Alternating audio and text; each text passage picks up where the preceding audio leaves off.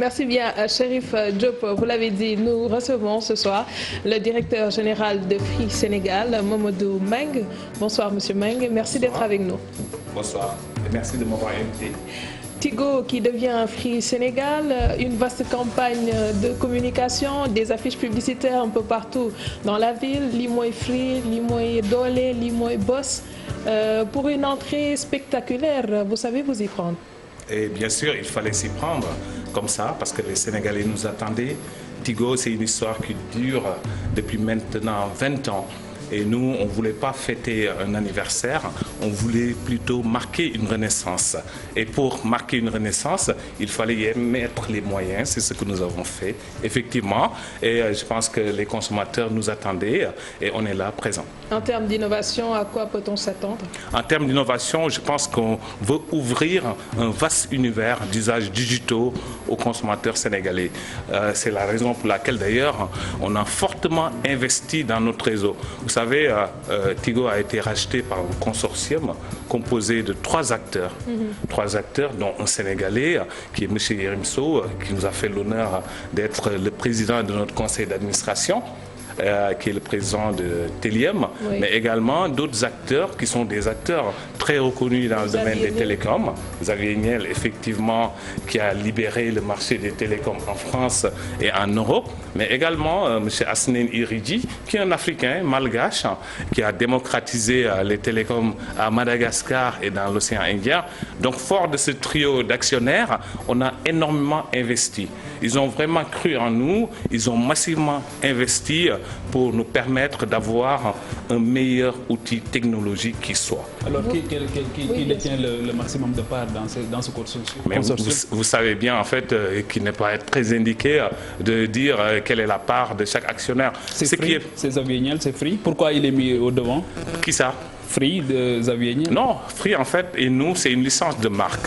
Il faut vraiment faire la distinction entre la marque et M. Xavier Niel. Il y a Telium, il y a le Malgache Action, il y a Free. Ouais. Pourquoi Free? Pourquoi Free est mis au devant? Alors pourquoi? C'est parce qu'il détient le maximum de parts? Pas du tout. Pas du tout. En fait, on aurait pu prendre une autre marque, mais Free. La marque Free répondait beaucoup plus à nos aspirations. On sait qu'en France, Free a fait une véritable révolution en libérant le marché télécom français. Ça a été le cas également en Europe, dans d'autres pays comme la Suisse, l'Italie, où la holding personnelle de Xavier Niel a fait vraiment des ravages en libérant le consommateur.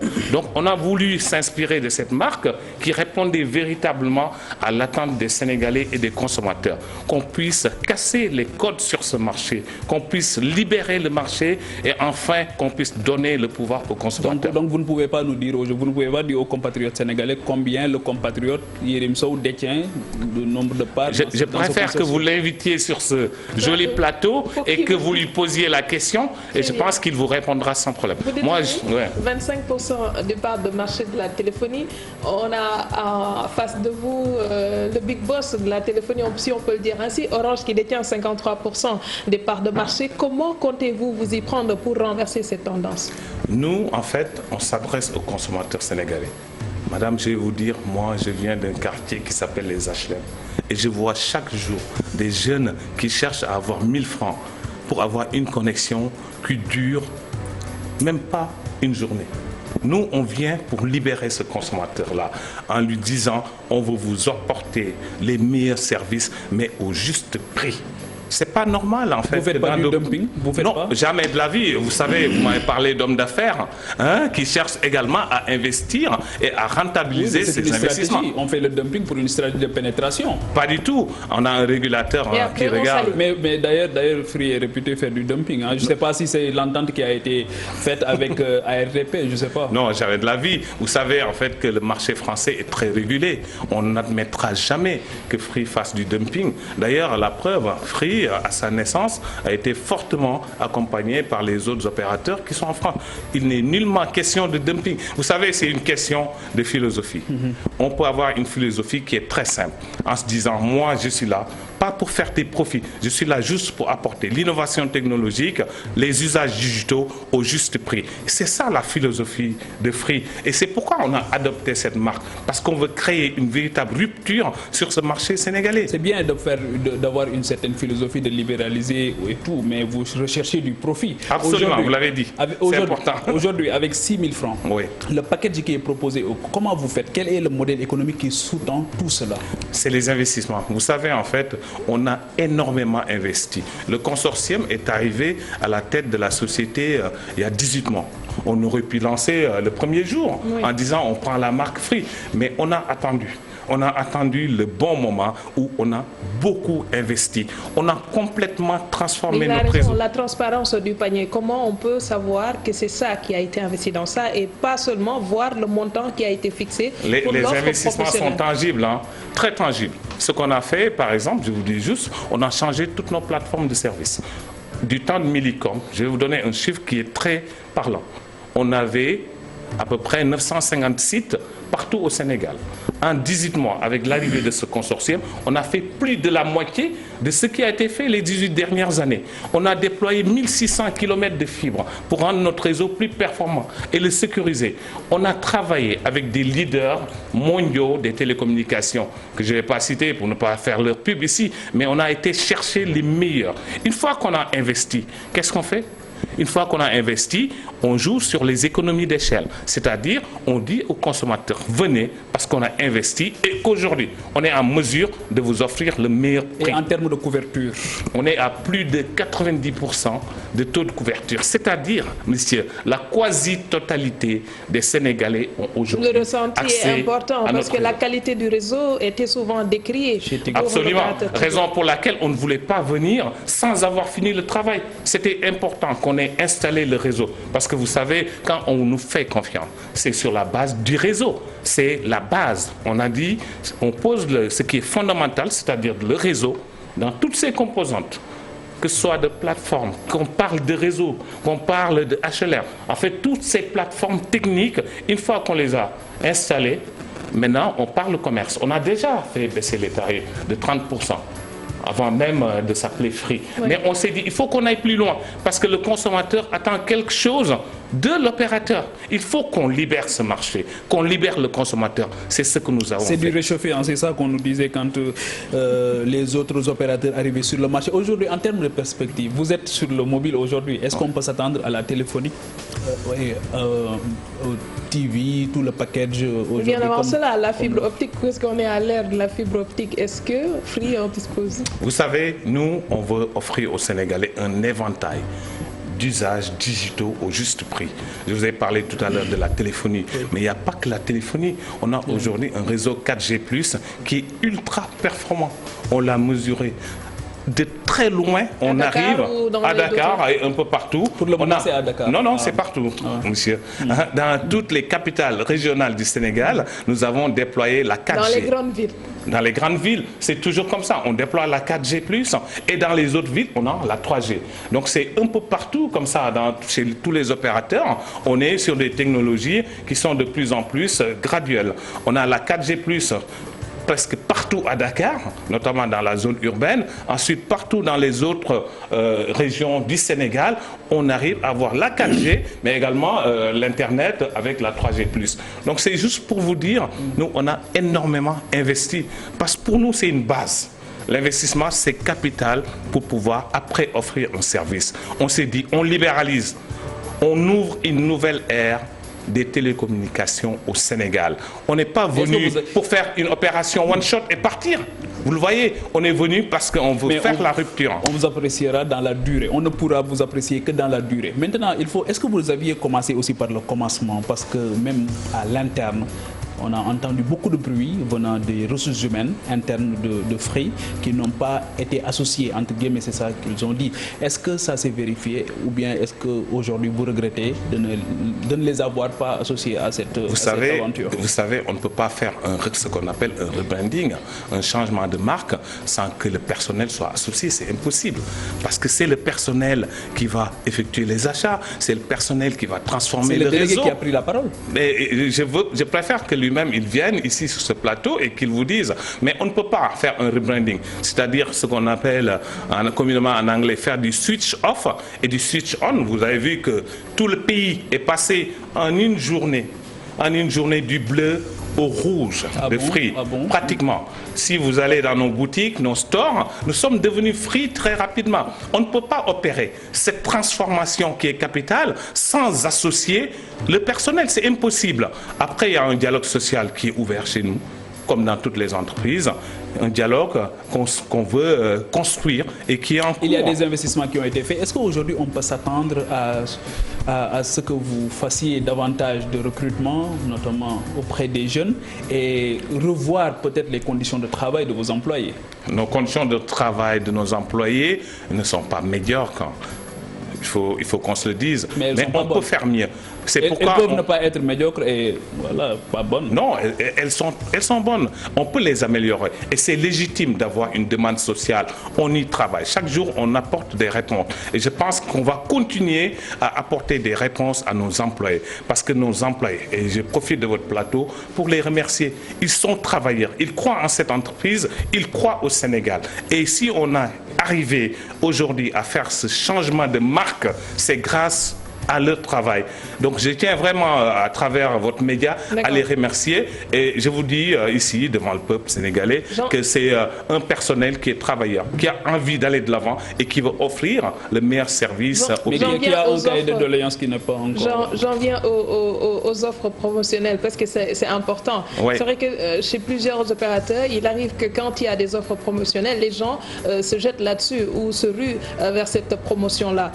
Avec Free, les promotions concernent tout le réseau ou ça touche également les autres opérateurs? Comment cela se passe? Alors, j'aimerais même pas parler de promo parce que vous savez, on a enfermé souvent les consommateurs dans des cycles promotionnels où à la moindre promo, on en profite pour aller rapidement recharger et après, on n'a plus de crédit ou on n'arrive plus à utiliser convenablement ses téléphones.